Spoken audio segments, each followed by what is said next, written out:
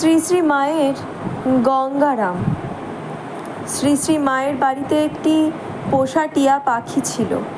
শ্রী শ্রী মা তার নাম রেখেছিলেন গঙ্গারাম। এটি শ্রী শ্রী মায়ের বারান্দায় লোহার খাঁচার ভেতরে থাকত। শ্রী শ্রী মা তাকে বিশেষ যত্ন করতেন।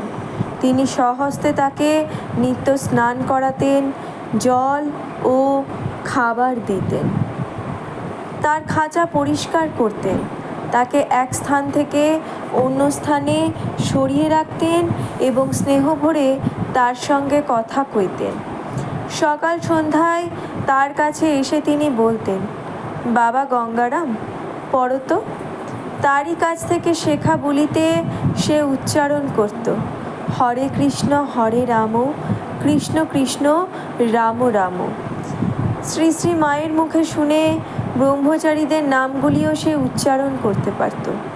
আবার নিত্য বহু কণ্ঠে মা ডাক শুনতে শুনতে সে ওই নাম শিখে মাঝে মাঝে মা ও মা বলে ডাকতেও পারত। শ্রী শ্রী মাও অমনি উত্তর দিতেন, যায় বাবা যায়, এই বলে ছোলা জল নিয়ে তাকে খেতে দিতেন। পূজা শেষে তার কাছে গিয়ে শ্রী শ্রীমা জিজ্ঞাসা করতেন, বাবা গঙ্গারাম, কি বলছো?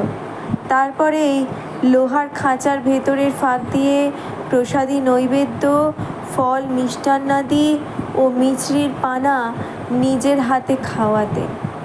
কখনো কখনো তিনি আহারের পর নিজে পান খেয়ে খাঁচার কাছে জিভ বাড়ালে টিয়া পাখিটি খাঁচার ফাঁক দিয়ে ঠোঁট বাড়িয়ে তার জিহ্বা থেকে অবশিষ্ট পান খেত।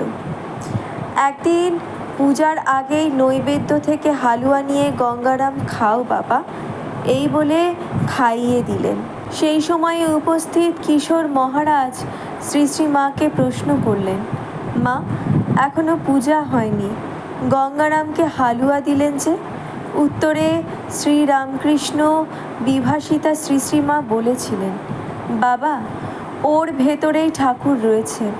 শ্রী শ্রী মায়ের দেহরক্ষার 2-3 বছর আগে এক গরমের দিনে গঙ্গারামের মৃত্যু হয়। শ্রী শ্রী মা তখন সন্তান বিয়োগের ব্যথার ন্যায় বলে ওঠেন, গোপাল আমার অনেক ভগবানের নাম শুনিয়েছে, তার যেন ঠিকমতো সৎকার হয়।